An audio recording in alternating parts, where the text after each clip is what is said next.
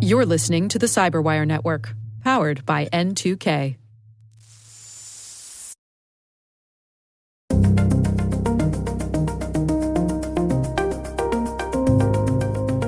Hello, everyone, and welcome to N2K Cyberwire's Hacking Humans podcast, where each week we look behind the social engineering scams, the phishing schemes, and criminal exploits that are making headlines and taking a heavy toll on organizations around the world.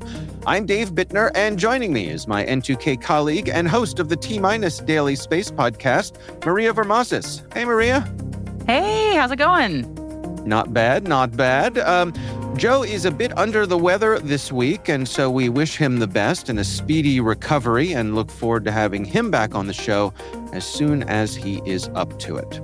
That said, we will be right back after this message from our show sponsor.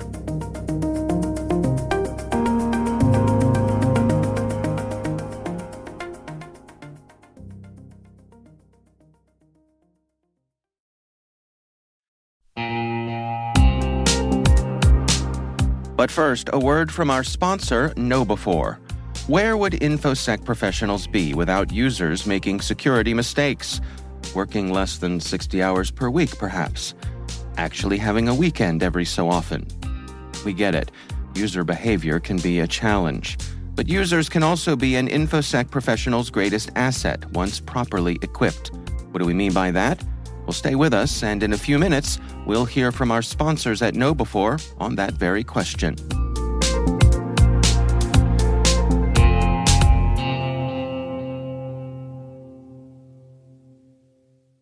All right, Maria, before we jump into our stories here, we have a couple of items of quick follow-up here. We got a note from a gentleman named Will, who had a few suggestions in response to our call out for some help with protecting our loved ones' computers. I specifically was asking if folks knew of any additional filters for Gmail to help with. Oh, yes. Yeah, I remember that. My elderly father who gets bombarded with phishing type of thing. Now, granted, Gmail does do a good job of filtering most of them, but every now and then one will sneak through. So Will wrote in, had a few suggestions here. One was to use a web browser called LibreWolf. Are you familiar with that? That's a new one to me. I am not. Yeah, that's a new one to me too, but I will need to look that up. I use a browser called Arc, which is a Chrome fork, but that's not. Yeah, that's an interesting one. I will definitely have to look that up. Arc I'm familiar with. Will says that Libre, because it's Libre, you think? LibreWolf? Yeah, I would guess Libre, yeah. Wolf Library, I guess. He says it's a fork of Firefox, and it has a real privacy and security focus. And then, of course, installing uBlock Origin, a great extension that really tamps down on a lot of things. Everything, ads on web pages, and but that's a great one to use. Yeah, and then he also one. recommends NextDNS, which is a kind of a third-party DNS supplier, and that helps filter out some of the bad sites. I've used some of these before. There's the free one. I think it's called 5.9s or 3.5.9s. Anyway, it's like 9.9.9. Yeah. Yeah, and it's one of the major providers. I can't remember off the top of my head who it is, but similarly, if you do your DNS searching, which is how, just real quick, it's how the internet converts IP addresses to domain names and vice versa. So when you put in Google, it converts that, it looks it up in a DNS list and then converts that to Google's IP address, and the connection happens magically and mystically behind the scenes. But that has to be handled by a server who does that lookup for you. And so these servers have a level of filtering built into them. So if there are known bad sites, known IP addresses that are bad, they will block that connection and prevent you from connecting either intentionally or inadvertently. So I think it's another good bit of advice here. Did you ever use anything like that, Maria? I have not, I've not used NextDNS. I think I'm using Google's DNS, to be honest with you, which is, I don't know why I've got that, but that's probably the one I'm using. But these are all things that someone with some moderate amount of tech savvy could easily do. This is not, even basic to moderate, I would say. I know I could do all three of these things for my mother, for example. I wouldn't ask my mom to do it, although if my mother was more tech savvy, she definitely could. But I could definitely do it for her. So I think these are very doable. These are some very good actionable ideas. I like it. And they're kind of set it and forget it. That's the other thing. You can do these as the more tech savvy person. You can do this for your loved one, and then they don't have to do anything else. They just run behind the scenes and help make things a little safer. So I'm taking notes. Thank you, Will. Yeah. I'll be doing these, honestly.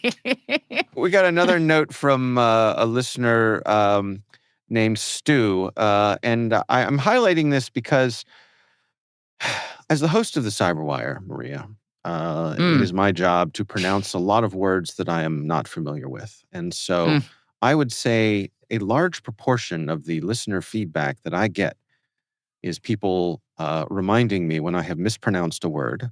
Ain't it grand? Yeah. Oh, it's so much fun. And I do my best. I do. If there's something I'm not familiar with, I make every effort to look it up and find someone native to that area pronouncing that word so that I can at least make a good run at it. But quite often, evidently, I fail. And so people remind me about that. Hopefully very kindly and with love. This time. Yes. Yes. Yes. This time, Maria, Stu wrote in, on my pronunciation, I say our pronunciation of Portsmouth over in the UK, and commended us on getting it correct. Hooray! Right? Or should I say, huzzah! Huzzah! Huzzah! Brilliant! Oh, brilliant! Yes, brilliant. What century are we in? Yes, nobody says huzzah anymore. Well, congratulations on a nice email. Yes, I will take the win. So thank you, Stu, for writing in. And of course, we'd love to hear from you. If there's something you'd like us to consider for the show, you can email us. It's hackinghumans@n2k.com. All right, let's jump into our stories here. Maria, why don't you kick things off for us? Well, I've got a story of a new phishing campaign from the security firm Verity. They did a little deep dive on a phishing campaign that is specifically targeting who else but Donald Trump and his 2024 presidential run. Specifically, his supporters are being targeted by this phishing campaign, and not Donald Trump himself. Let me just clarify that one. So the phishing campaign it has a setup of a clone of Donald Trump's official fundraiser page, which I don't know if you've ever been on them, but they don't look like a legitimate website to me, even when they are. So I don't know how you could tell what a fake one looks like, but please don't flame me, everybody. They have a very weird, I don't know, the UI looks really weird and off to me, but whatever. The phishing campaign solicits people to go to this website, and it's looking for donations specifically in cryptocurrency. That is the differentiator here. Because I did not know this, but apparently you cannot donate. It doesn't look like you can donate cryptocurrency to Donald Trump's legitimate campaign finance donation, whatever you call it, bucket. You can't donate cryptocurrency to Donald Trump legitimately. But this campaign is looking for crypto, and that's what they are soliciting from its scammees.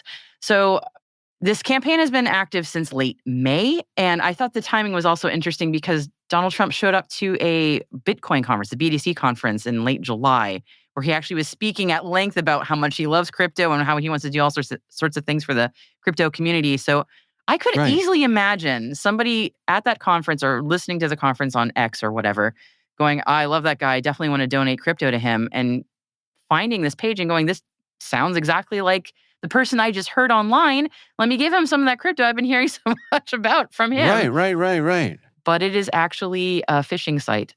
So it looks like the last time, at least Verity has seen a victim, was actually July 22nd, which was before the conference, but maybe they haven't updated it since then. I'd be curious to see if things have ticked up since then. But it looks like the phishing campaign is being traced to China. Of course, we can never really know for sure, but we don't know what hacking group might be behind this. But it's very interesting to see that they figured out that you can't actually donate crypto to Donald Trump legitimately. So you might as well do it in a fake way. I just thought that was just an interesting little flavor. Well, and it makes me wonder, I don't know the answer to this, but I wonder, are there any restrictions or guardrails on making donations to political campaigns via cryptocurrency? I don't know the Yeah, I don't answer to know. that. I don't either. That was the sort of the question in the back of my mind too. Is maybe Trump can't solicit Bitcoin or Ethereum or whatever he's using. Right. But I could have sworn. See, this is the part that's confusing me because doesn't he have like his own Trump coin? Or I don't know enough about the man. I don't want to get Yeah. flamed, but Well, I could have sworn he had stuff. I don't know.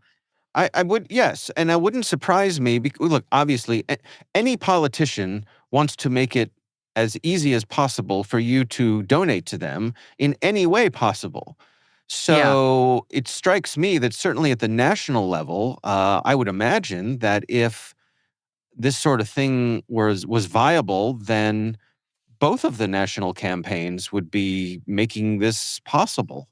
And the fact that they're not makes me wonder if there's a reason for that.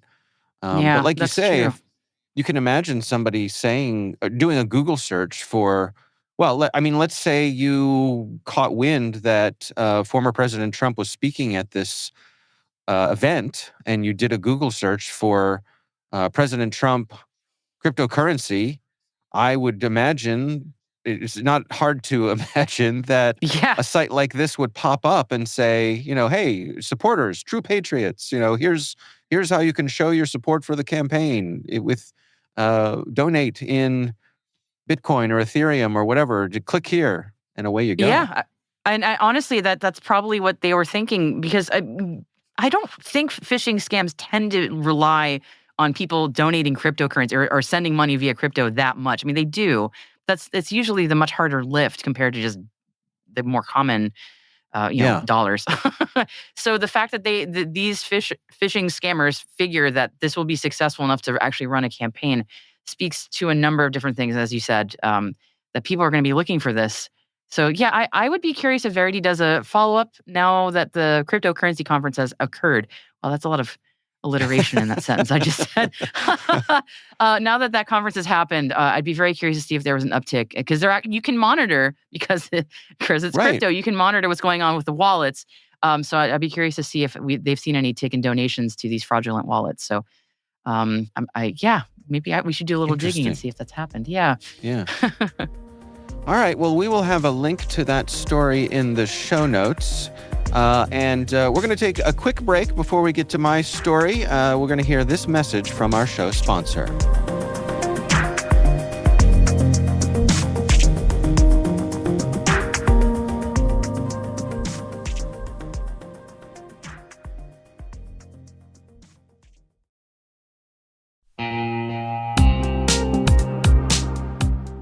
We were talking about making users into an asset for security professionals. Simply put, users want to do the right thing. They're often just lacking the knowledge to do so. That's one of the reasons KnowBe4 has released Security Coach, a real-time security coaching tool that takes alerts from your existing security stack and sends immediate coaching to users who've taken risky actions. For example, imagine a user has visited a high-risk website or tried to open a document containing malware. Existing security tools will likely block that action, but the user might not understand why. Security Coach analyzes these alerts and provides users with relevant security tips via email or Slack, coaching them on why the action they just took was risky. Help users learn from their mistakes and strengthen your organization's security culture with Security Coach. Learn more about Security Coach at knowbe4.com/securitycoach. That's knowbe4.com/securitycoach.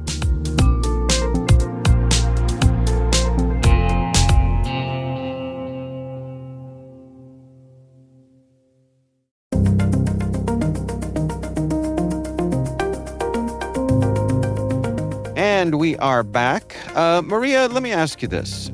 In your lifetime, have you ever had your sights set on a fancy sports car? Was this something you ever aspired to? I have not, but does a fancy sports bicycle count? Oh, I see. So at one point I'm you one of saw the those. movie Breaking Away and you were like, ooh. That is my husband's favorite movie. When we were dating, he's like, you have to see this movie. It's like some of those bikes can cost an awful lot of money. Not as much as a Ferrari, though. My wife has one of those fancy bikes. She has one of those, I think it's made by Fuji, and it's made of like, the frame is carbon fiber. All I know is you can pick it up by your pinkies. Yes, it's a lot of fun. It's a lot of fun. Right. I have a really lovely steel Bianchi, and it's a vintage frame. I got it for free though, so I didn't. But if I had bought it, it would have been tens of thousands of dollars. But I nice. inherited it, so Sounds I got very like you lucky. did well. I got really lucky. Yeah. Well, we digress. My story today is about the folks from Ferrari. Certainly, Ferrari, there you go. A well-known high-end sports car company, if there ever was one. I've heard of them. Yeah. Yeah. I'm trying to. Have I ever been in a Ferrari? I don't think I've ever been in a Ferrari. Have you been in a Lambo or an Aston Martin or any of those? I have. Yes, I've been in many. I've been fortunate enough to be in many exotic sports cars. I think exotic sports cars are like what they say about boats. What's better than having a boat is having a rich friend who has a boat. And, that's right. Yeah. I think sports cars are similar. Yeah. So I've been lucky enough to have friends who have some fancy cars, and they've been willing to take me for rides and even let me, behind the wheel a little bit. But I don't think I've ever been inside a Ferrari. Certainly seen them at the car shows. But this story is about one of Ferrari's top executives who got a suspicious WhatsApp message that purported to be from Ferrari's CEO, who's Benedetto Vigna. How'd I do there? Is that was pretty passable? Nice. It convinced me. So Benedetto Vigna is the CEO at Ferrari, and this WhatsApp message was about a supposed acquisition. And this story will sound familiar to listeners of our show. The message said that there was a confidential deal going on, that they needed this executive's discretion, mentioned a non-disclosure agreement and a coordination with Italy's market regulators, as well as the Milan Stock Exchange. But it was in the voice of there was a phone call that followed up on this, which sounded like the CEO of Ferrari. Uh-oh. Yeah. Now, the executive that the phone call targeted noticed that the number that came up was not the number that he'd had in his address book for Ferrari's CEO, but the imposter claimed that they were calling because of confidentiality and saying that there were potential issues, that this deal had something to do with China, and they were worried about espionage and all that sort of thing. The executive that they were targeting became suspicious because the voice sounded a little off. And so I love this. The executive said, according to this article, they quoted, and he said, "Sorry, Benedetto, but I need to identify you." He posed a question. What was the title of the book Vigna had just recommended to him a few days earlier? Okay. And the scammer did not know the title of the book. So the Ferrari executive hung up and ended the call, and that prevented it from going any farther. Huh. Right? Smart. Okay. Whereas I would go, I forget the name of the title because my brain is Swiss cheese, but I know the one you're talking about. Right. What was the name of that book by any chance? Do we know? The name of the book was Decalogue of Complexity, Acting, Learning, and Adapting in the Incessant Becoming of the World. Sounds like a real page-turner. Oh, my goodness. Yeah, that's just on the tip of the tongue right there. Yeah, all right. Wow. Yeah. I mean, so first, I wouldn't remember. Yeah, I wouldn't remember that. It was the one that starts with a D. I don't know. Something about acting. Yeah. Well, kudos that he thought to actually say, "I need this information that you would hopefully readily remember." Right. This is what everybody's afraid of happening now. It is happening. That Yeah. is terrifying. That's not great. Yeah. Well, but I think what this speaks to is this notion that you should have some kind of a passphrase with folks that you interact with. I mean, it can be family, it can be your business people, anybody who in your life is in a situation where they may ask you to do something that could potentially be financially disastrous or otherwise. Just come up with some silly passphrase that Yeah. everybody in the family knows or everybody in the business knows, and you can say, what's the passcode, and if they Yep. don't know it, then you end the call and you dig deeper, and Yes. they accidentally stumbled across that in this case. Yeah, So I love that he asked about the book. That's if you don't have that one, you can do something like that. That's very clever. yeah, I'm glad they were on their toes because this could have ended very differently. that's right, that's right. Yeah, yeah. And hopefully, if maybe for Christmas this year, he'll get a bonus Ferrari. How many do you think he has already? I don't know. I was thinking about that. I would imagine that's probably one of the perks if you're a high up executive at Ferrari is that you get a Ferrari. One would hope. Otherwise, what is the point? But Right. yeah, Yeah. you just get a Yeah. 10% employee discount. That's it. Just a little off the Right. top. Right. Exactly. Right. 10% off your next Ferrari. That's it. That's Don't all. spend it That's all all in you one get. place. Yeah. That's funny. We'll have a link to that story in the show notes. Real quick, there was another story here that caught my eye. I just want a tip of the hat to my own home state. Joe's also, the great state of Maryland, has become the first state to pass legislation to help combat gift card fraud. Hmm. And I actually ran into this over the weekend. This past weekend, I was going to a family event and I bought a gift card for some relatives who were expecting their first baby. And so bought them a little gift card to go with a little greeting card.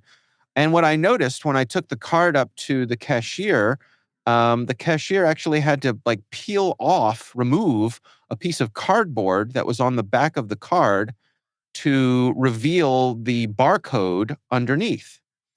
And this is on the card so that it's obvious to the cashier if the card has been altered. Oh, Because okay. a bad guy, if they want to, because that barcode on the back of the card that's the business end of a gift card, right? Right. So That's right. Yep. what the bad guys used to do is they would just sit there and scan the barcodes, or when they were scratch offs, they would scratch them, until you couldn't see that it had been a scratch off. But this way, by having a piece of cardboard that you actually have to physically remove, it becomes obvious to the cashier whether or not this card has been tampered with. Hmm. And Maryland is now requiring that with gift cards, and they're The also piece of cardboard? requiring Is that what they're well requiring? Oh, okay. Yeah. some kind of method of securing the physicality of the card. So the Huh. cardboard is one way. I would imagine they could lock them up the way that they used to lock up CDs at record stores. Put some kind of thing on. That seems a bit extreme, but I suspect The the little cardboard will probably be plastic the way to thing that, go. yeah. Yeah. Yeah. Okay. And then also, folks who sell gift cards in Maryland have to register with the state. Um, I'm Wow. not really, yeah, I'm not really Huh. sure what that's about. I guess it's just a little hoop to jump through to make sure that um, people are aware of the rules and are properly trained and that sort of thing. But I think this is a good thing. I think anything we can push toward making gift cards more secure and requiring that, I think ultimately, that's a good thing for the consumers. So hopefully Yeah. Maryland's leading the way here, and other states will copy and paste our legislation, and we'll see this becoming a thing across the nation. Let's hope. It just really speaks to the prevalence of this problem. So I'm glad to see legislators responding. It's an encouraging sign. Yeah, absolutely. All right. Well, that is my story for this week. I'll have links to both of my stories in the show notes, of course. Maria, it is time to move on to our catch of the day.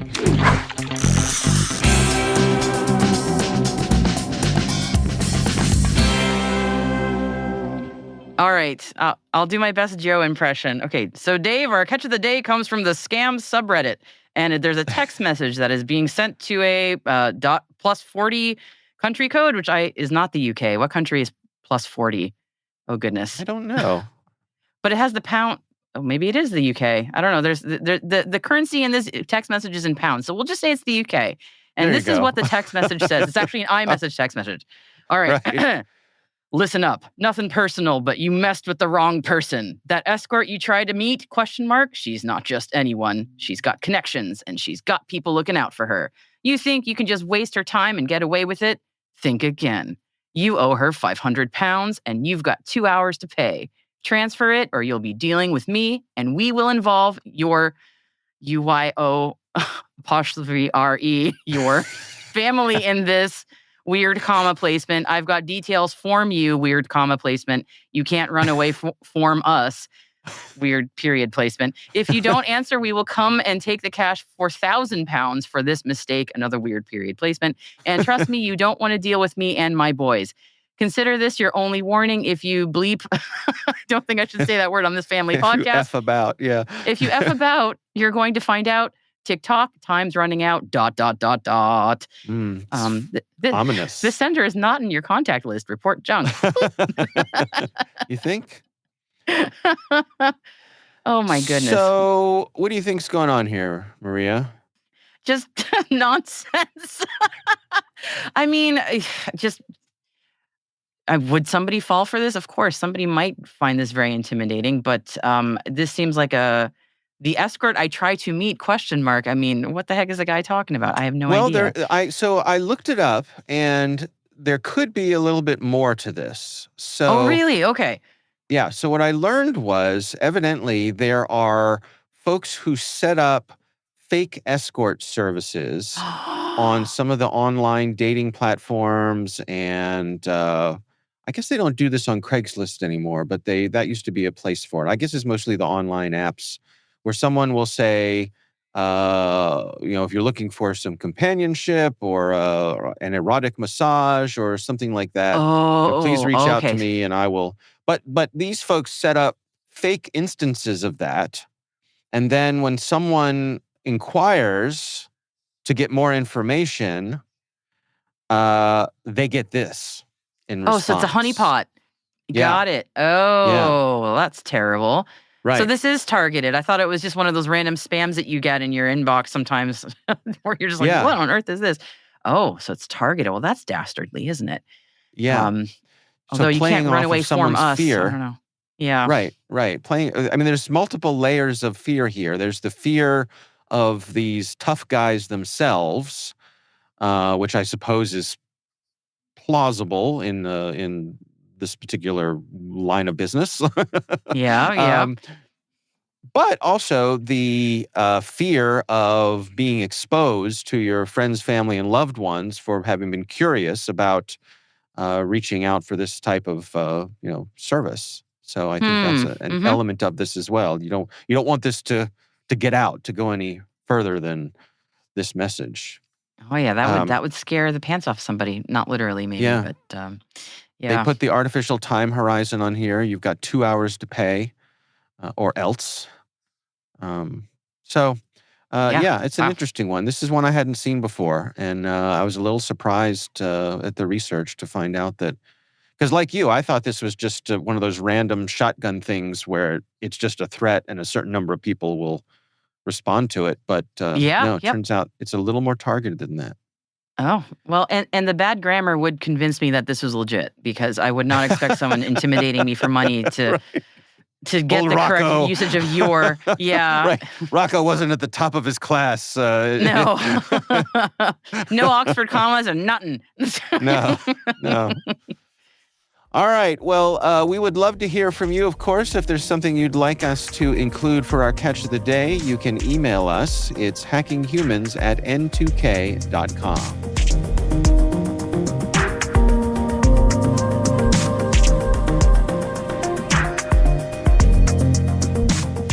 We want to thank all of you for listening, and of course, we want to thank our sponsors at KnowBe4. They are experts in helping users do the right thing through new school security awareness training. That is Hacking Humans, brought to you by N2K Cyberwire.